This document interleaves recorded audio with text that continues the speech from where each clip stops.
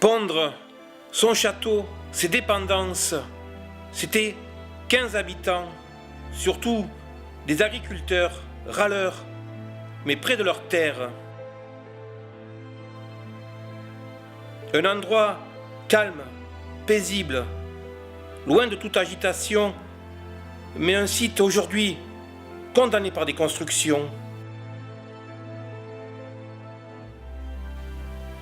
Le Conseil général du Gard, la Ségare et Habitat du Gard ont décidé d'implanter un bâtiment, 10 logements. Pour cela, il a fallu défricher, gratter, déblayer, dénaturer.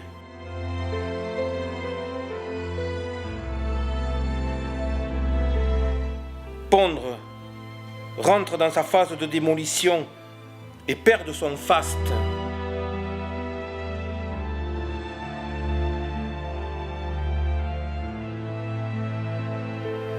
La construction a débuté, fondation, dalles, murs en briques rouges qui font face aux vieilles pierres du hameau.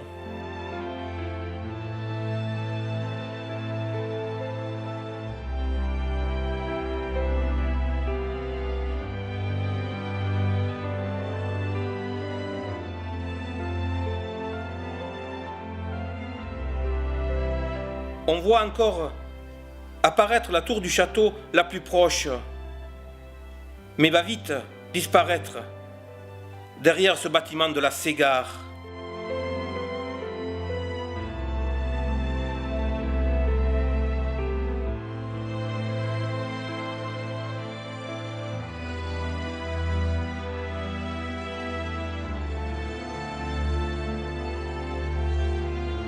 Souvenir des murs en pierre sèche, d'un parc, d'un poulailler, d'une végétation.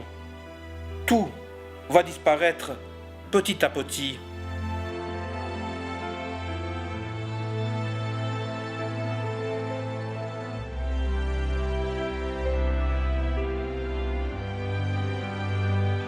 Une autre construction apparaît, celle de la SCI Château Sarrat, qui va poser bien des problèmes et des tensions.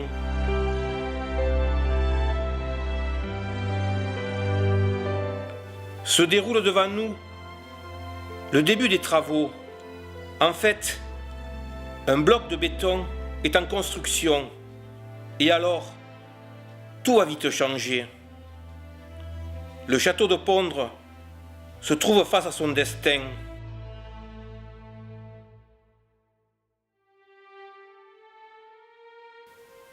Aucune contrainte des bâtiments de France.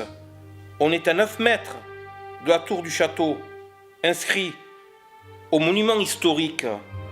Une honte.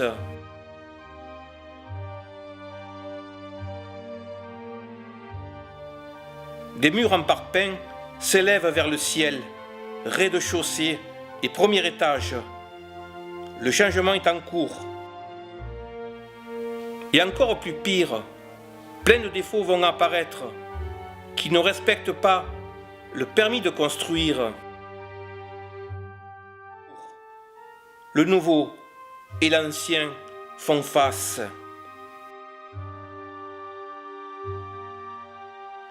En plein sur la place où se déroulait l'ancien bal de la fête votive, un trou fait son apparition, un gros trou. Un bassin de rétention. Peut-on parler de bêtise humaine ou d'incompétence?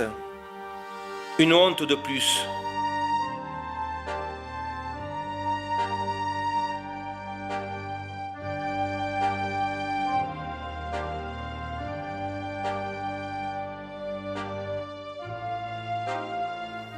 Pour contrer toutes ces horreurs, les habitants de Pondre ont décidé de créer une association du sauvegarde du site de Pondre sur la commune de Villevieille et de Fontanès.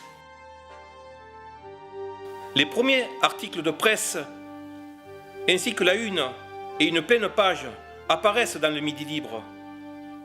le compte à rebours est commencé. Premier contact avec les maires des communes concernées. Première réunion de l'association en présence de nombreuses personnes. Et déjà, des membres s'inscrivent pour nous soutenir.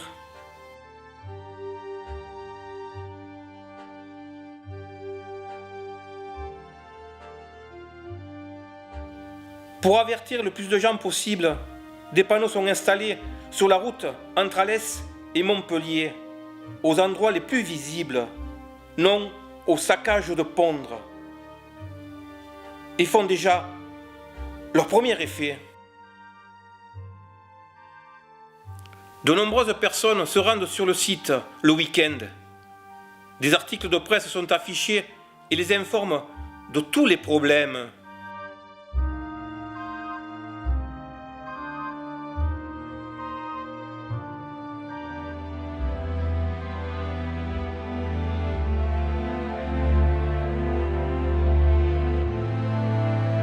Une réunion est organisée à Pondre avec visite du parc du château, des bâtiments de la Ségare et de l'SCI Château-Sarrat.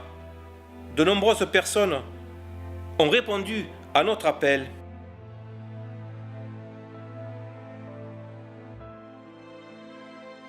La Gazette de Nîmes écrit un article « Pondre, une maison en béton à 2 pas du château ».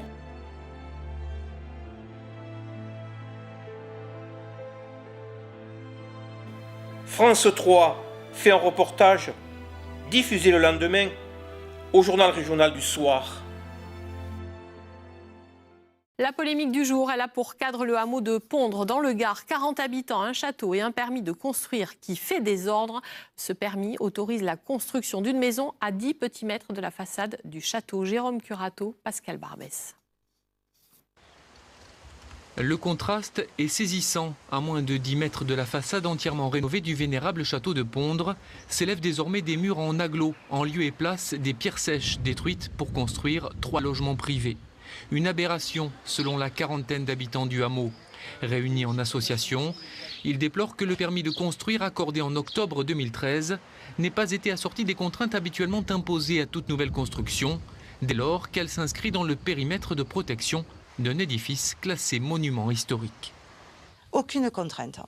Ils peuvent faire ce qu'ils veulent puisque le permis a été déposé et accepté par l'ancienne municipalité. Avis favorable des Bâtiments de France sans contrainte et suivi par la Ségare. Des gens qui ont construit comme moi à 700-800 mètres du château, donc en dehors du périmètre de 500 mètres, on nous a exigé des couleurs de tuiles, des couleurs de crépi, des fenêtres, etc. très particulières. Donc c'est pas 2 poids 2 mesures, c'est la vieille fable de La Fontaine. Selon que vous soyez puissant ou misérable, vous connaissez la suite. Légèreté des Bâtiments de France ou laxisme de l'ancien adjoint à l'urbanisme. Les habitants mécontents sont en tout cas hors délai pour contester le permis de construire. Alors, ils tentent d'obtenir des aménagements sur fond de tension avec le propriétaire des logements. Ça a été instruit par la précédente municipalité. Nous, on récupère le problème et on n'a plus de solution à y apporter en tant que mairie, si ce n'est essayer de créer cette négociation. Une négociation qui s'annonce difficile pour tenter de réduire l'impact de la nouvelle construction sur le hameau et rassurer les habitants du quartier, soucieux du respect de leur château, presque millénaire.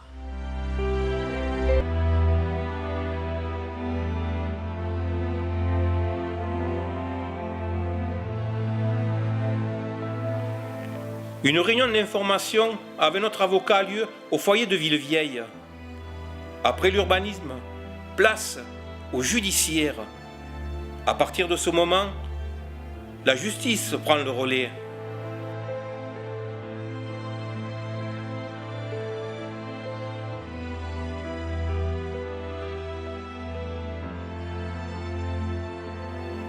Le château de Pondre, pendant sa période d'abandon, se lézarde petit à petit. Mais racheté par M. Moss, des travaux de restauration énormes sont engagés et lui redonnent une nouvelle jeunesse.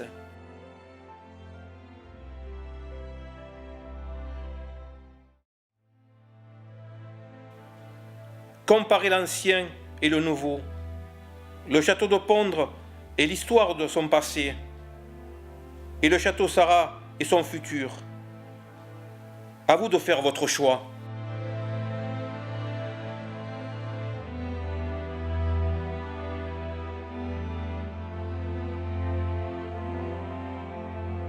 Mais pour l'association, tout cela aura un prix. Elle décide d'organiser une soirée spectacle au foyer de Fontanès avec Alain Rubio et Jean Rodriguez. Beaucoup de membres et amis se sont déplacés. Une très belle soirée dans une bonne ambiance.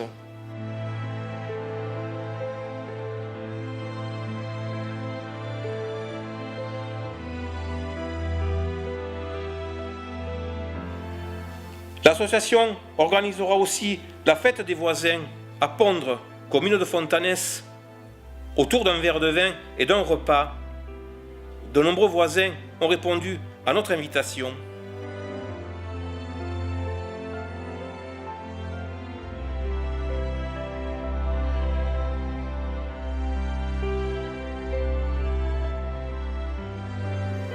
Mais comment ne pas comparer aussi l'avant et l'après Pondre?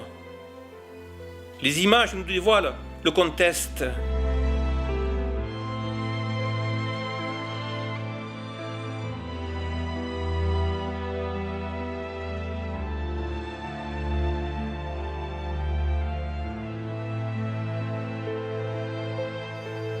Comment protéger un patrimoine face aux profits financiers?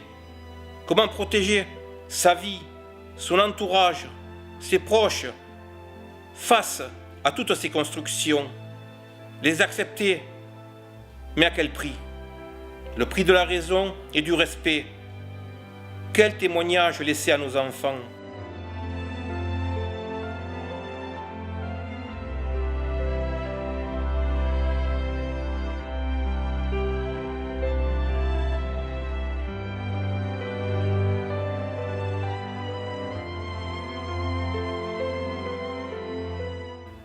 Et enfin, ces dernières images pour ne pas oublier nos parents, ceux qui ont fait Pondre et l'ont préservé.